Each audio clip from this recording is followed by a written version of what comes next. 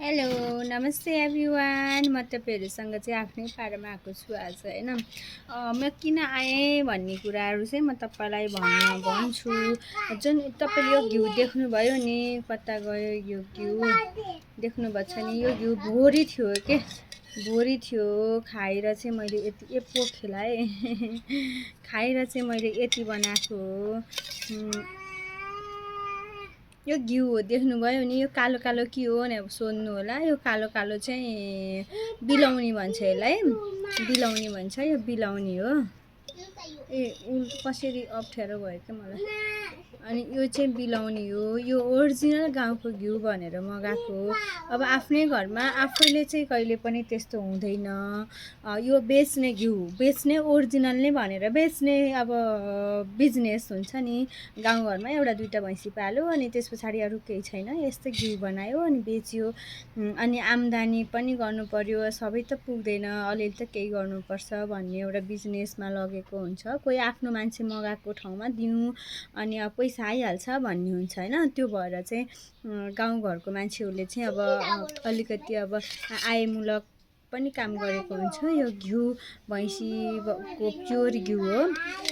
अनि ठिक छ, यो भोरी थियो, यो भोरी थियो। अनि मैले चाहिँ उ गरेको हो कि केटाकेटीलाई चाहिँ घिउ भयो भने एकदम खुसी हुन्छन्। हेर्नु न कस्तो राम्रो छ, कनिका कनिका परेको।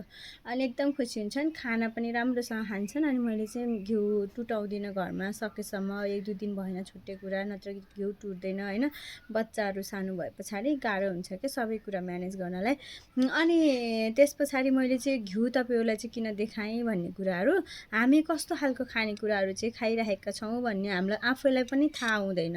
मैले पनि थाहा थिएन अहिलेसम्म। यत्रो भयो मलाई मेरो छोरीले, मामु यो त घिउ होइन र, उसलाई भात खाने बेला डल्लो घिउ चाहिन्छ कि पकालेको भन्दा नि थोरै मुखमा हाल्नुपर्छ। अनि मामु यो त घिउ होइन, दाँतमा टाँस्दै गरेर हेर्नु न भने। अनि यस्तो हेरेको त पुरै सेतो ट्याप्पै टाँस्यो है। अनि त्यस पछाडि अझै के हो, मैले नि मुखमा हालेँ।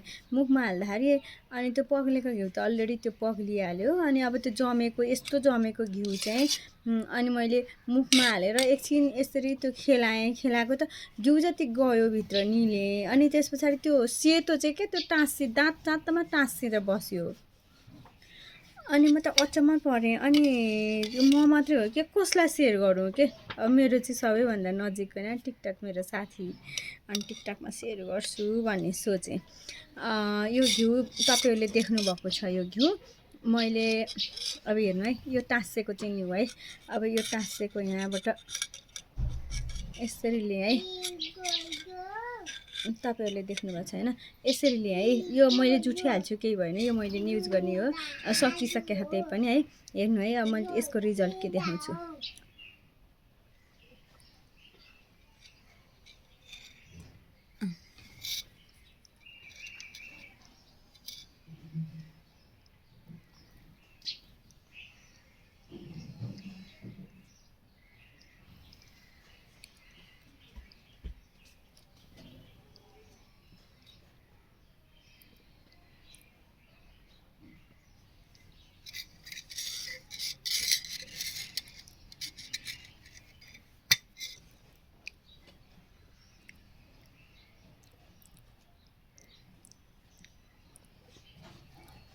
खेलाउँदैछु।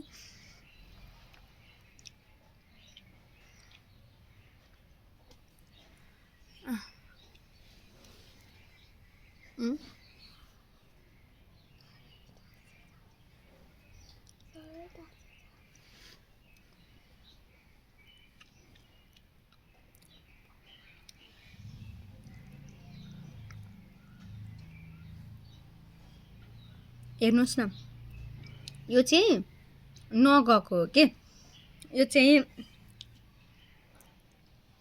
यो दाँतको फोहोर भन्नु होला, दाँत मोलेको हो कि। मैले यो घिउ खाँदै कतिचोटि प्र्याक्टिस गर्दै बनाएको हो कि, हुँदै नभएर ब्याक क्यामेरा फ्रन्ट क्यामेरा गर्दै नभएर अहिले कति धेरै निस्केको थियो। यो घिउ हो नि,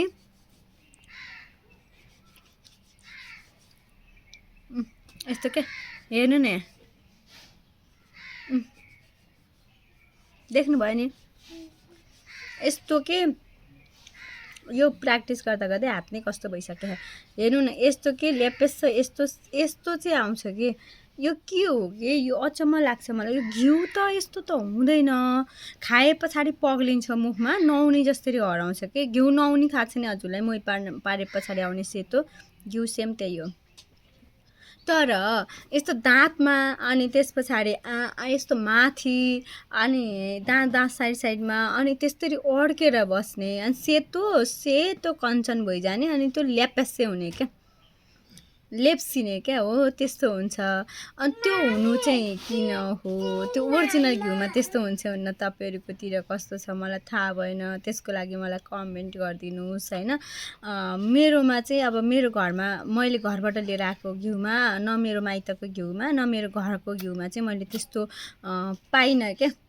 नपाइसके पछाडि मसँग दुवैवटा घिउ मैले चाहिँ कनेक्सन गरेँ अब एउटा डेरीको नुहाउने ल्याएर पगालेर गर्नु छ गरेँ अनि गर्दाखेरि मेरो घरको घिउसँग चाहिँ त्यसरी त्यो दाँच्दा यस्तो खालको भयो न के भयो न तपाईँहरूकोतिर चाहिँ हुन्छ हुँदैन त्यो मलाई भनिदिनु पर्यो कमेन्ट प्लिज है मैले चाहिँ अब यसरी आई भनेर चाहिँ नभन्नु होला यसरी आई भनेर चाहिँ अब तपाईँहरूले चाहिँ नभन्नु होला कि मलाई चाहिँ एकदम कसलाई भन्नु है जसलाई भने पनि त्यस्तै हो क्या अगाडि त नि है हो त नि भन्छन् पछि यस्तरी उस्ती भनेर कुरा काट्छन् काट्न भन्दा म चाहिँ सबैको अगाडि पब्लिक क्या मेरो साथीहरू नै पब्लिक हो तपाईँहरू सबैजना हुनुहुन्छ टिकटक मेरो साथी भने जस्तै युट्युब मेरो साथी युट्युबमा टिकटकमा मेरो चाहिँ अब सबै साथी नै हो होइन सर्ट भिडियो सर्ट त के हुन्थ्यो कति भइसक्यो भिडियो बनाएर चाहिँ हाल्न मन लाग्यो हालेँ